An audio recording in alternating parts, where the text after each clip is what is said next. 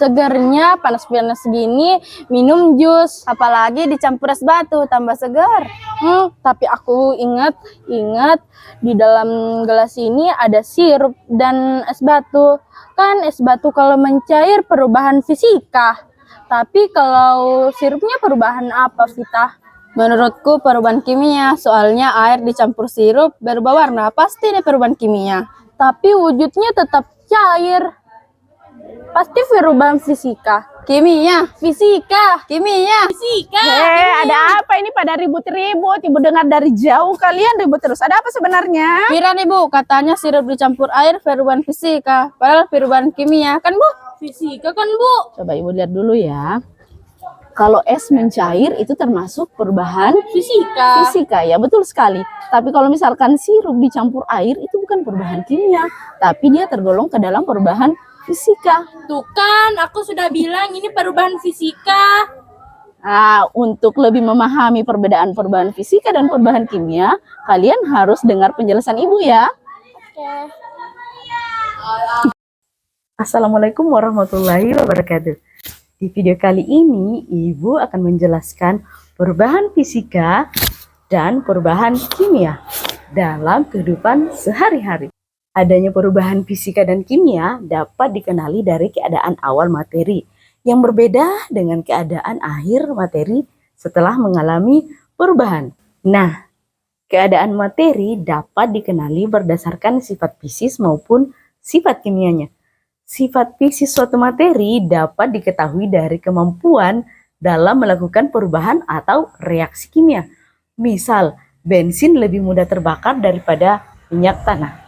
Sifat fisika berkaitan dengan keadaan suatu zat yang di dalamnya mulai dari bentuk, warna, bau, kekerasan, titik didih, titik beku, titik leleh, daya hantar, ukuran partikel, dan massa jenis.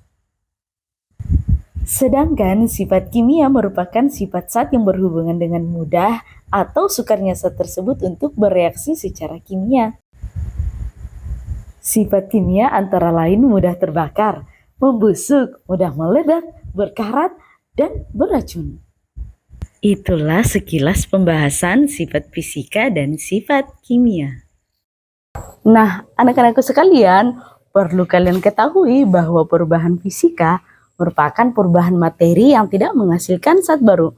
Walaupun wujudnya berubah, tetapi sifat fisiknya tetap terjaga, seperti es batu yang mencair atau garam yang dilarutkan ke dalam air. Walaupun wujud garam berubah dari padat menjadi cair, tapi sifat fisiknya tetap terjaga.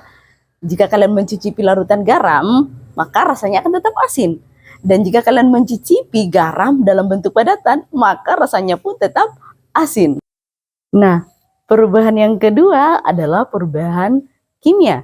Perubahan kimia merupakan perubahan materi yang menghasilkan zat baru atau yang berbeda dari zat awalnya.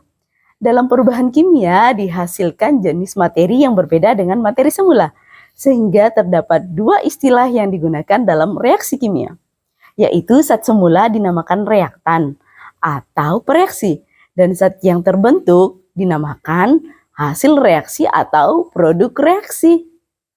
Contoh, pada proses pembakaran kayu, kayu yang terbakar merupakan pereaksi, sedangkan hasil dari pembakaran kayu berupa arang merupakan hasil reaksi. Proses berlangsungnya perubahan kimia dapat diketahui dengan ciri-ciri. Yang pertama, terbentuknya zat baru. Yang kedua, terbentuknya gas. Ketiga, terbentuknya endapan.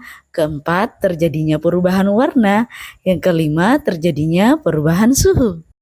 Baik, anak-anakku sekalian, tentu kalian sudah bisa membedakan mana yang tergolong perubahan fisika dan yang tergolong perubahan kimia. Seperti kasus di awal, apakah sirup termasuk ke dalam perubahan fisika atau perubahan kimia? Nah, tugas kalian sekarang adalah mengidentifikasi bahan-bahan sekitar kalian apakah tergolong ke dalam perubahan fisika atau perubahan kimia, utamanya bahan-bahan kearifan lokal yang ada di daerah tempat tinggal kalian.